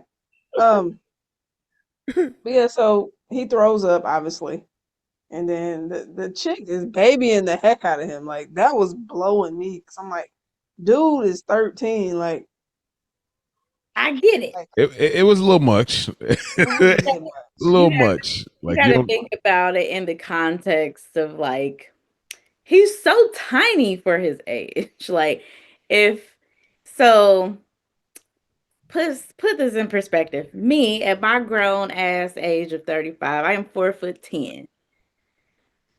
for real? Yes. Really? Yeah. Oh, I I'm swear taller than you you. was like a regular like a 5'2", 5'3". I thought. Okay. Well, first of all, that's not the point. Yeah. Yeah. Yeah. The point is they said Calvin is 4'8" at 13. Most 13-year-old boys I meet at this age are taller than me, bigger than me. So I'm thinking about somebody smaller than me, and he has like the little baby face. So Yeah, but she was OD. and he was sick. So she's probably thinking like, oh, let me just, give him some motherly care, some love. I mean, I think it comes down to if she knows he's an orphan. If she knows he's an orphan, then it warrants it. But if she doesn't know, Everybody knew he was an orphan. I think that was part of okay. the lore of Calvin Cambridge's little Like orphan. how the sponsorship came later in the movie. And right, and how he had all them families come into the orphanage, the group home trying to adopt him. Okay, I that's think fair. it was just like, you see a sick kid come out the bathroom and he's, oh, you need help. Somebody has to take care of you. You don't have a mommy. You're here all by yourself with this mean man who's not taking care of you. Mm, Not this mean man. it's mean, man.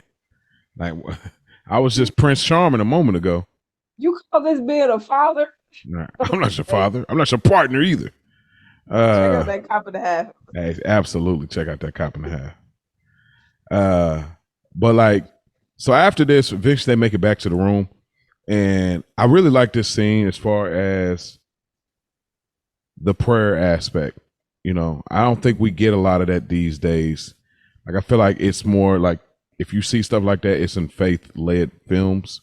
But I like this just being a general mainstream film, and they just threw that in there. It just speaks to, I feel like, the society we're in. Like nobody's like tweeting about why they got to throw this in there, or nobody's making posts why they got to. It's just like, hey, this is what the movies wanted to do. Whoever wrote it, they wanted to put this there. They let it be. It's not the focal point, but it's there, and and it's not a problem. And I like that a lot. Like for me, just seeing this in 2002. And it again just makes you like Calvin that much more. It's like, man, even with no parents, he's still rooted, even in this sense of like having a prayer life. So, I really liked it, man. Like I liked it a lot. And I think it was sweet, and it was supposed to showcase like he has such a caring heart because he's praying for you, Tracy, and praying for the coach and praying for all these different people. And you ain't necessarily even shown him no love for real. Yeah. He just cares Mm-hmm. enough to pray for you, Mm-hmm. you know.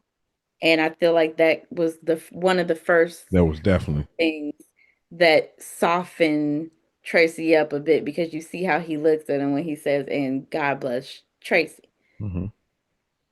Yeah, that which was a great little subtlety to like build on where this thing is where it lands.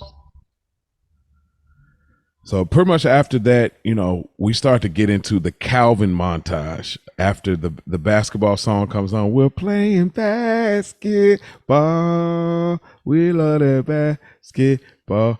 And so we get a lot of NBA player cameos. Jason Kidd, he grabs his jersey. He's like, "I'm the kid, but you got the kid," which was really good. We get Allen Iverson. He crosses. He crosses.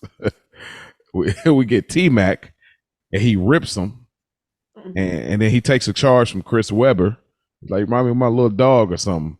And then he wins the dunk contest. Even LeBron ain't did this. Anything I want to say about that kind of montage of all of that, like just getting that song, all of the hooping, seeing the NBA players? I just have to say, as a red-blooded woman, they don't make them like they used to. Oh, you But feeling it? listen, All right. Allen Iverson. I mean, yeah, AI's that guy though. I always thought it was hilarious the way he went up, because in real life, if you're a Bow Wow fan, Allen Iverson really is his favorite player. Yeah. So he went up and asked him for an autograph. I always thought that was really cute, especially when the other player came and picked him up and carried him away. Like, players don't ask other players. Exactly. Which was funny when Dirk came back and asked Calvin for his which was also really funny. But yeah, this is like one of my favorite parts of the movie. I think it's so cute. And this is the part where I think Bow Wow really shined in, just because he always, like, he was a kid who liked basketball. So like getting to play and do these scenes with these real NBA players was probably like a dream come true, and you could see it in his performance that he was having the time of his life. Yeah, it was fire. And don't forget Gary Payton, bro. You didn't mention him. Well, that wasn't in the montage. That was like after. Oh, that was that. Okay. Yeah, like that was just like in that kind of basketball type of. Okay. But Gary hey, was known for that in real life. Like, oh yeah, that's what made it so good. They heightened it. But yo, how busy was they getting on the dunk contest? busy. Like, it was like real quick. Like, are we seeing all the other dunks? Jason Richardson, and I didn't catch the other person that was dunking. Jason Richardson obviously was a slam dunk contest winner, so I thought it was dope. But like, now that was probably the best looking dunk from Bow Wow in the movie to me. Like jumping from the free throw and getting the Jordan spread off and being that small, like it looked really good. Because all the other dunks, like they didn't really look that great because you get special effects and you could tell he's on a harness or whatever. But that dunk looked really good. And I was like, dang. So, but yeah, then we get like, the scene, which is a classic scene. I think one of the scenes we think about when we think about like Mike. Tracy's going to get his meds. We see we got some light skinned girls and some Kelly Rowlands. We see dark skinned Vanessa Williams. Maxine. Yeah, and we see that Calvin sneaks up in the back seat of the whip, and then he pops up out of nowhere, which is crazy, bro. You put your whole life in jeopardy just popping up like that. But we see them bonding over DMX. Rest in peace to the late great Earl. DMX. What did y'all feel about this scene? Of course, him going in to get the meds, and then obviously trying to hurry up and get them back before curfew. Because of obviously in a previous scene, he spilled the beans to the coach about the room service night or whatever. Mm-hmm. It was dope because it was like he was getting settled into the team, and obviously the relationship with Tracy is building stronger. At least in his mind, did it switched for him already. Okay, like so when he did the clap on everybody and Tracy put his hand out, so they was back in good terms after he was like, we didn't get back until 1 a.m. Like he was just out there spilling it Yeah, all. kids, boy. Again, he doesn't know, right? Like he in the NBA, but really he like, he not thinking the consequences going to apply to him. But so yeah, I thought it was nice how he took the rap for, you know, when he was going to get his meds and driving the car is crazy. Like even though it was around the corner, it was like that was ridiculous. But yeah, they bonding and they doing the dance and the wave and listening to the DMX. So it was just again, I wasn't getting like father son vibes in that moment, but it was just a nice vibe. It was like big brother, little brother to me in that. So I thought that was a dope scene. And then he went serious on him real quick. Cal was about, why you didn't tell me you had a dad or something like it just went all the way like what in that moment. And again, because Calvin's what he has going on, it's like I don't feel he was pressing it kind of heavy little bit to me, and I'm like, bro, you don't want to talk about it. You know what I mean? It's just kind of like you just was.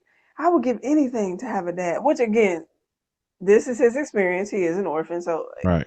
This is how he feels, but because he doesn't understand, he's like, "What do you mean?"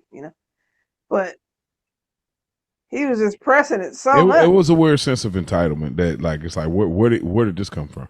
Yeah, it just was kind of a little bit much, and I didn't notice that really until I watched it again this time around on my grown up land. That's what makes it so good. Yeah, sometimes you talk about that shit.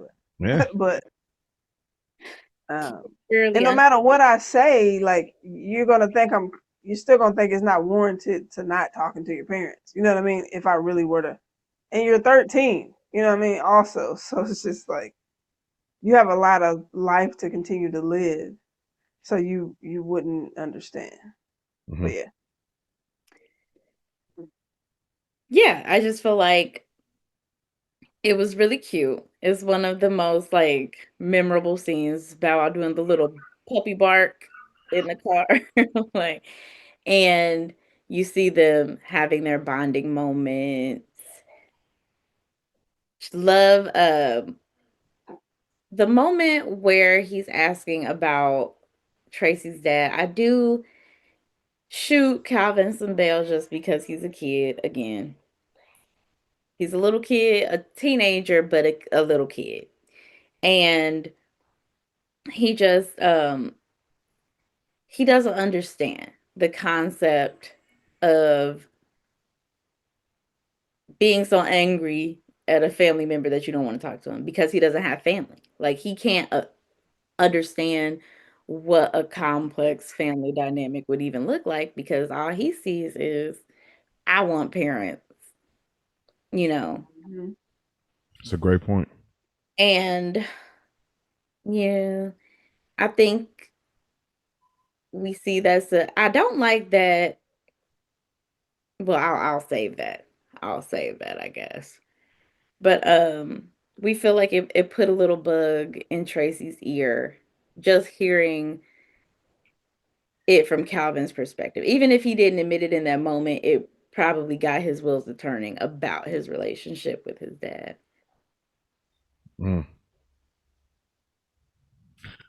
Yeah, you're right. I think you cleared it up perfectly, Mia. Like it is like you got to keep that in mind. It's like he's a kid and his lens, his perspective is so different, completely. Like he just can't fathom that because he ain't never had family. So for him, he don't feel like he's doing anything wrong because he's like, bro, this is your family. You have family, like, you know what I'm saying? So, and that's what I was saying. Is different perspectives. Different perspective for sure. But he was pressing the hard, and again, this is where Tracy's not a father, so it's like a father gonna shut it down. Like, don't ask me no more questions. But again, the dynamic wasn't really established like father son. It was more like big homie, little homie, big brother, little brother, nephew, if at most. But but the shift of so after this, pretty much he's bonding, but like he goes back and now, Calvin got clout and there's a shift with his friends. and feelings because of them sending all of those families just for Calvin. And Murph feels some type of way. Biddleman invites the worst candidates. What did I gather from this scene? Anything I want to say to this? Well, first of all, I was happy that he was called out on his lie, that Calvin didn't just, let that slide. He asked him, like, why would you lie to me and tell me that I couldn't be a dog? He's like, I didn't say that. Yes, you did. But then again, having to trust Biddleman when he says, I'll send you the best candidates. And of course, he sends literally the most unhinged, ridiculous people. But for poor little Murph, I've always like Jonathan Lipnicki is one of my favorite child actors. He had the most adorable little face. Like he was such a like he was the definition of like, oh, every time you see him. And so He was like, I feel like he was like after Macaulay Culkin. Like then he came yeah, and was like, oh, this is the new. I'm gonna ask y'all about another movie he was in to see if y'all saw it after we record. And I feel like Calvin looked at him like a little brother, like the closest he had to like a little brother. Right. So it probably hurt Calvin to see Murph be so sad to think that he's gonna get adopted and he's not. And so as much as a kid, I felt like I was a little annoyed with Murph for being upset. But then as an adult looking at it, it's like, oh, poor baby. He's just sad because he's gonna lose his best friend and like his big brother, and he's still gonna be there, and he's gonna end up like Ox, and he's gonna lose hope. Somebody take that baby. Yeah, no doubt. And it's an interesting thing. Like watching it now, being obviously we're parents, you just see it a little different. We were kids, so we were like, oh, okay, we wouldn't connect it as much because we had our parents. But like being a person that has kids and then seeing kids that don't have their parents, it hit different. It definitely hit different on this watch. Uh, so if, after all of that, pretty much there was no good choices. Tracy, we see that Calvin goes to Tracy's crib. He's trying to work on his geometry, and Tracy's, steps in, but then Tracy gives him some sound advice after he tries to play it off like he was good, and he was like, "Nah, I'm not good. Murph is mad at me. I got this geometry test coming up." So he looks at it. He starts to put it together. Tracy looked like us when we're trying to help our kids with homework. He's like, okay, wait a minute, hold on. Now, let me let me go back for a second. Let me look this up again. And then of course it's just this beautiful scene of going talking about the different triangles, isosceles, obtuse, right angle, I think if I'm still correct. And then as that goes on, he eventually invites, he told him to call Murph. Murph makes his way over there, Uber before Uber, and and he gets there and he pretty much only has 50 cents for the taxi. And so Tracy covers the $49.50. The cutest things. Like, can you believe a taxi over here? Yeah. Ride it out with no nothing. Like that is, boy, you got hope and faith, boy. Oh, so funny. Yeah, but Murph was in the taxi. Bruh, like on the solo. It's crazy. Yeah. It's like kids when they be flying on planes back in the 90s. It's like, what? Like that. You see? You knew that was coming. Absolutely. She knew that was coming. Ahead of the time. She knew that was coming. Anything? What do y'all want to say about that scene? Obviously, they're throwing this beautiful fluorescent orange paint on on each other. Which I'm like, where do y'all get this color from? And then Murph comes, and then they throw in the purple. And, they're having a good time. Well, purple is my favorite color, but there's another one of my favorite scenes. I wonder what my favorite scene is out of the movie. This might be it. And again, the soundtrack is just here. So adding the music to the scene is even better. And he figured out a way to to help him with his math and correlate it with basketball, something that he's passionate about, and put it together. So I love when you can get creative with your learning sessions and stuff. And again, he's not a parent, so I ain't did geometry in 100 years. I'm trying to find a way to make it hit and connect. And it took it beyond the court. You know what I mean? Like the relationship. Like, okay, you want him to get a good grade, or on his studies and things like that. He stepped into a different light just a little bit there in that moment, and then, like you said, Calvin was opening up about what was going on with him and Murph. Like, hey, call up Murph. You know what I mean? Yeah. And then he came to join, and they having fun, and then they jump in the pool with all the paint. Like it just looks like a good time. And again, y'all coming from the orphanage, I have to keep saying that because life is beautiful, and I'm just glad that they got to experience something like that. And again, this ain't even just like, oh, I got adopted by a regular family, which we'll get to when Carl Winslow and them come in. Like, y'all elite, you know what I mean? You at a mansion, like you in the NBA. Murph is tied to you, so you get to get in with the festivities. So yeah, I love the scene. One of my favorites. Did he invite this thing where he invited his dad? Is it No, Calvin? Not this one. Anything you want to add to that scene, or? I did not have anything to add. Maybe just you see the dynamic between Tracy and both kids form, where you get a little bit of a lead in if you know how it's gonna end. Now, okay, oh, he's good with the kids, with both of them. Like he's building a rapport and he's able to connect with the both of these little boys. Yeah, they needed that for the later end to make the later part of the movie to make sense. Right, exactly. Pretty much, once the Boyds come to adopt, fake ass Bel Air family, great value having ass. Hey. Why they gotta be all that? All right. And where Uncle Phil at? First things first, rest in peace, Uncle Phil. That's the first thing. But we love him too. He's black excellence. I ain't gonna play him any kind of way. But once they do that, he had to put on the blue lugs, you know what I'm saying? Like take off the raggities and put on something nice, go sit with the Boyds. And he pretty much has Murph guarded with his life, but unfortunately Murph has a weak spot, which is his mother's photo. And this is where the movie goes from like a child movie to like something else. I say, yo, this is so cruel, bro. Like, and then bringing Biddleman in on the whole thing. I was like, yo, y'all are wilding completely. And of course he had to give it up because that's all he has.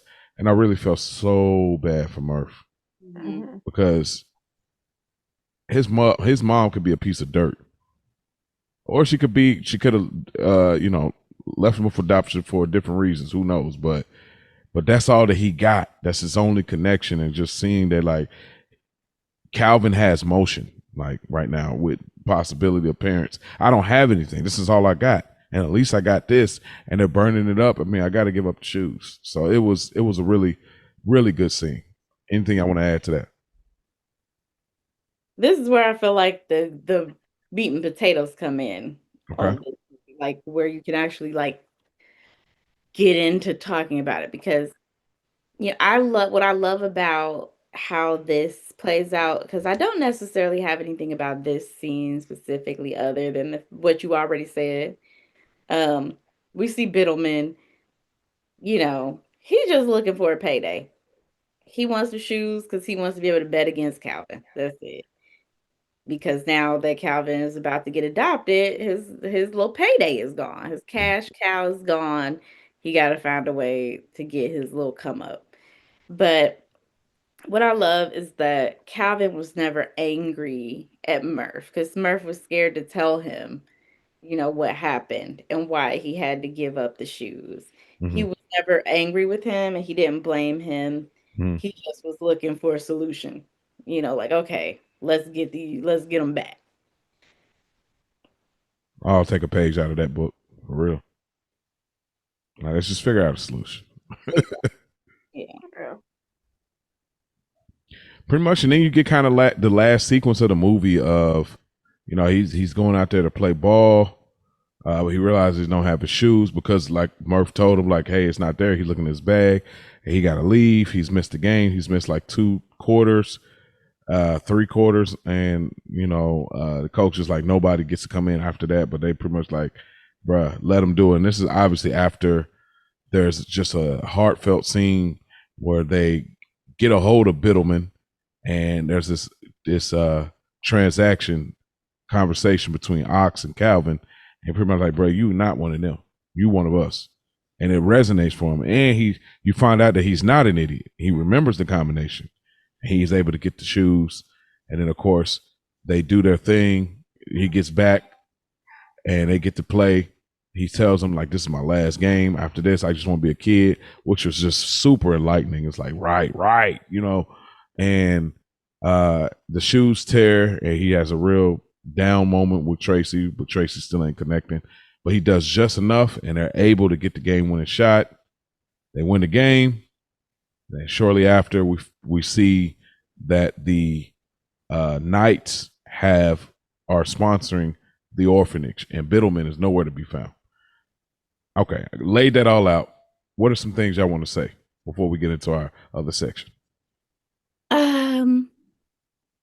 We see, Calvin left the boys in the parking lot. He didn't want nothing to do with those.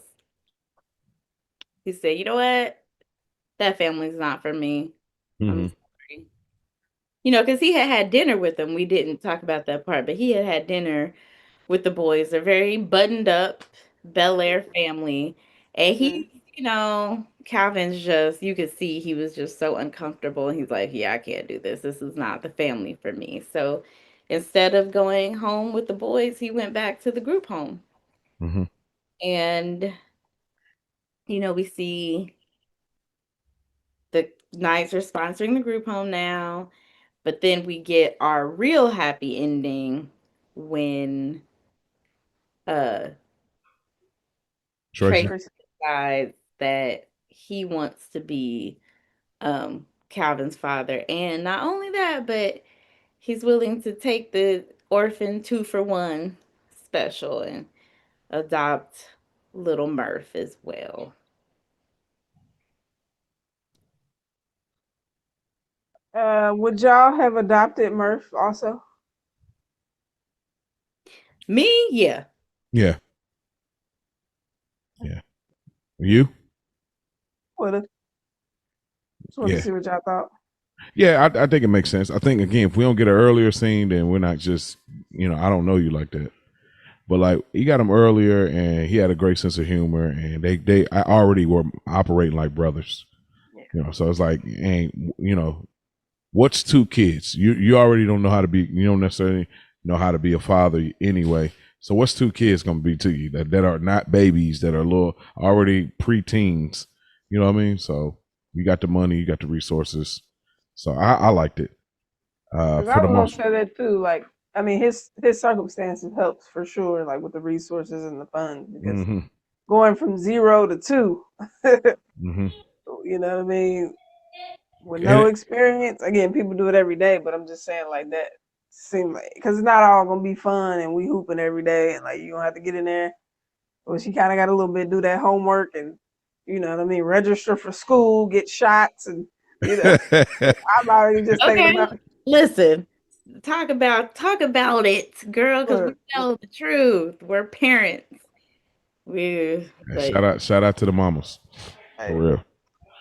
All right, with that being said, anything else you want to say about the film before we get into the last categories? Nope. All right, Ash, character you relate to or identify with the most? I've been thinking the whole time because I didn't have anybody written down. You want me to come back to you? Yeah, come back to me. Yeah. Yeah, I didn't have anybody.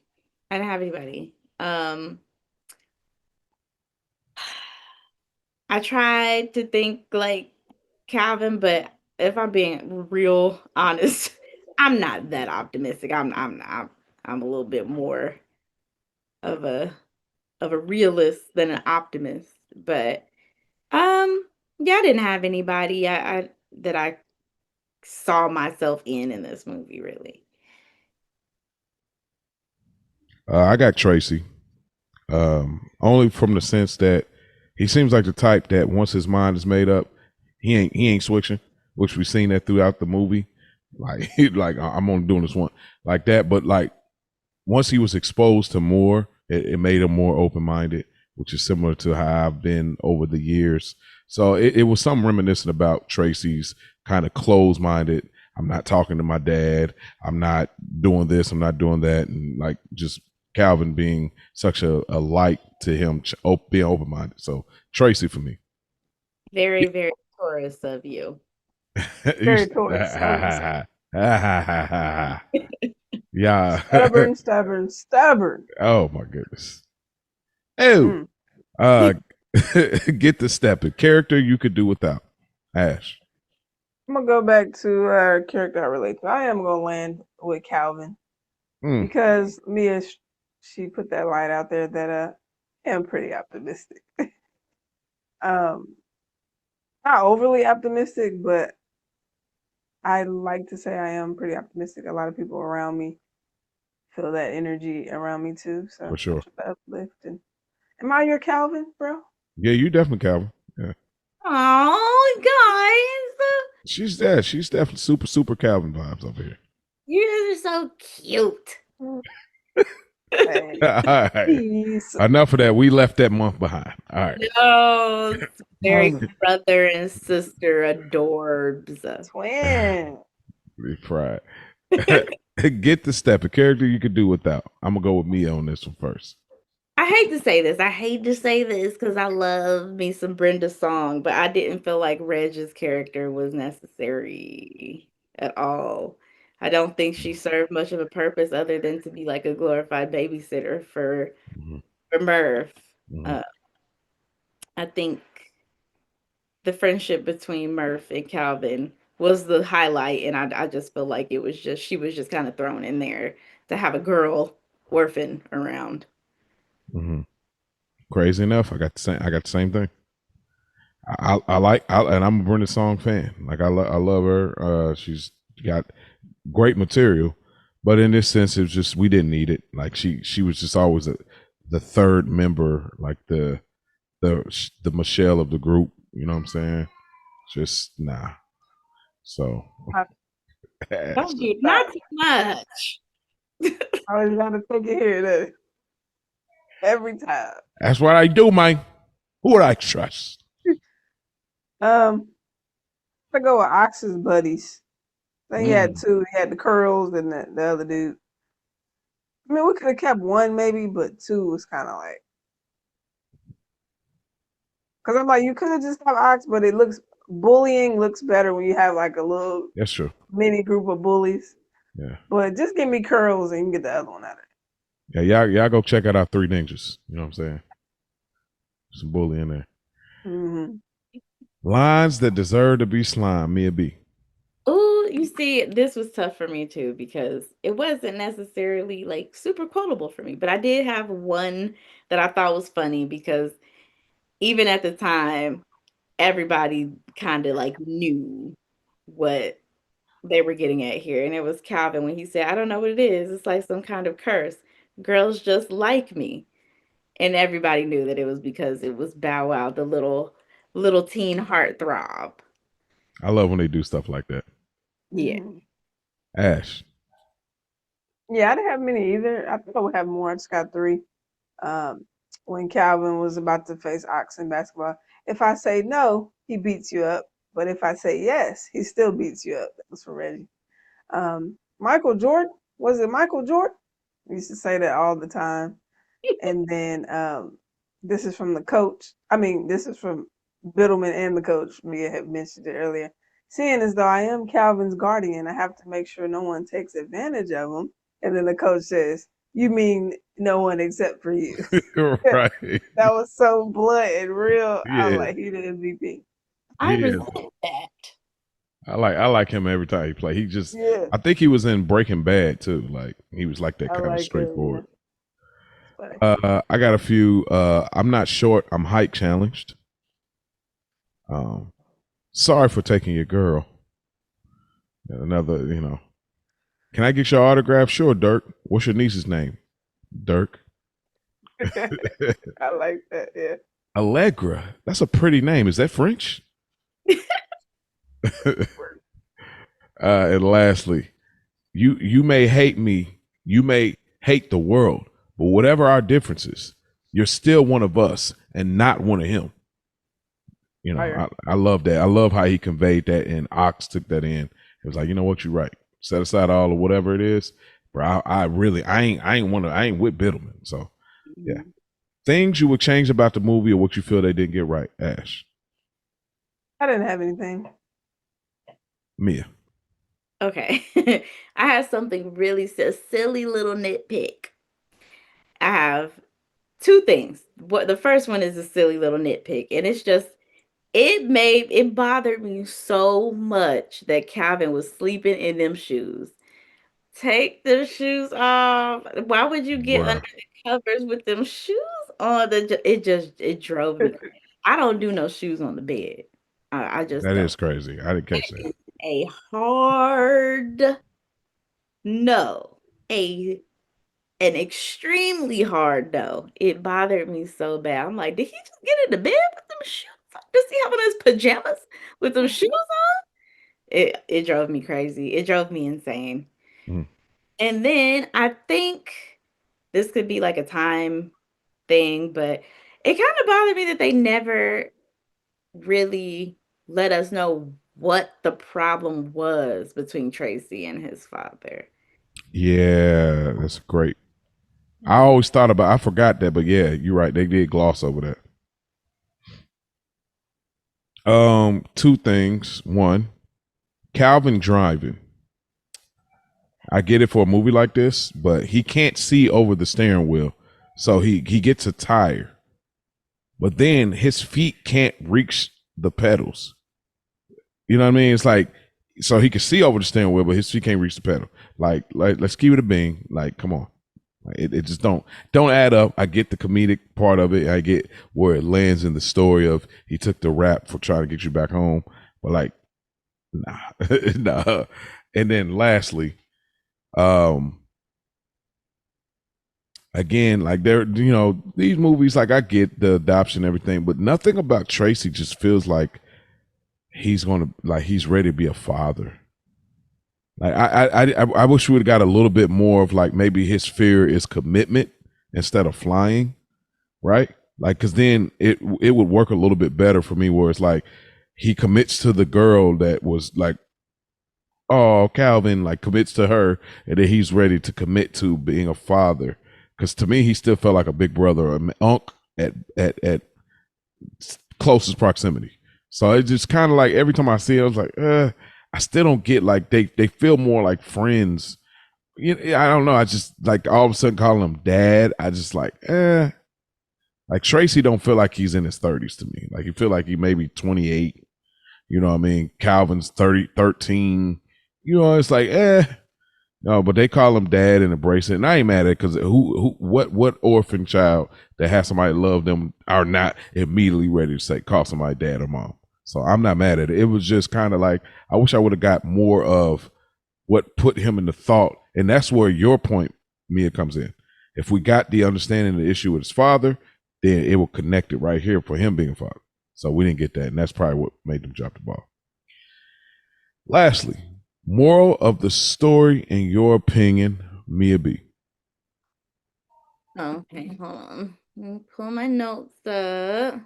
I said your value isn't in your productivity, it's in your character. Nice. Ash.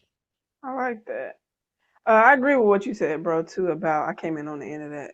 About Tracy, that was a struggle for me, like, to go straight into fatherhood. But, Yeah. So I agree with that. Moral of the story, in my opinion, remain hopeful. Don't let your circumstances define, something along those lines. Yeah. For me, you could still be a light in dark situations. even if it's been dark for a while, we see how Calvin constantly reassures himself often, and that would bother Ox because Ox had already gave up. But because of him not being able to do that, even when he did get down in moments and decided to go back to the orphanage, he still was optimistic of a situation. Like, he had the boys on call, on speed dial, but he still was optimistic. Like, all right, well, I'm back with the homies. We in the orphanage. That's what it is. Let me tell you about room service, you know? So yeah, man, you can still be the light in, you know, in dark situations for yourself and for people, you know? So, and that is our episode, man. Hopefully y'all have enjoyed us going back to 2002 and this sports rotation and this sports movie classic. With that being said, the next pick is on me. I had a different movie in mind, and I was literally I was literally like, I try to make sure I don't have any other options before I pick the movie. And something came up that I was kept teetering with and I kept thinking about. And I was like, so then I ended up watching it. And then last minute I said, you know what? I'm going with this. So similar to our Asunder pick, I'm going with another deep cut here. All right. I'm going with a boxing movie, just like last year's rotation. I'm going with a controversial figure. Controversial figure, huge in the 90s. And it's led by an actor that doesn't get nowhere near the amount of credit he deserves for his acting ability. Led by Michael Jai White. We're going with the 1995 HBO TV film, Tyson. Yeah. I don't think I saw this. I've never seen this and never heard of this, huh? Michael Jai White is playing Mike Tyson. Also, it also has rest in peace to the late great Malcolm Jamal Warner. He's in there too, so I definitely want to get that nod. It's a few other notable people in there, but like, yeah, I watched it and I was like, you know what? Let's do this. This is a deep cut. Don't get the credit. People will tend to pick like an Ali or something like, you know, something later. But and let listeners that are listening as we get out of here, you can find this again, another movie that's on YouTube. There's like probably 4 or 5 different YouTube pages that have the movie up. Because some of these movies are just hard to find, but you can find this on Apple TV if you care, you don't want to watch it there. And so, yeah. And what do y'all want to say before we get out of here on that? You never cease to amaze me. I've never seen this movie, never heard of it. Yeah. I thought you was going Hurricane or something. I'm like, oh, we're gonna get Denzel with the boxing and the. Oh, yeah. Wow. Okay. Yeah. I've never heard of this. See, look, that's what I'm doing, man. That's my bag right now. Like I'm making us really have a real press play theater experience on the Childish Grownups Show. That's what I'm doing. Bag is crazy right now. Hey, man. So I can't wait to see y'all thoughts, listeners. I'm telling y'all, watch the movie with us. Like, don't just listen to our review.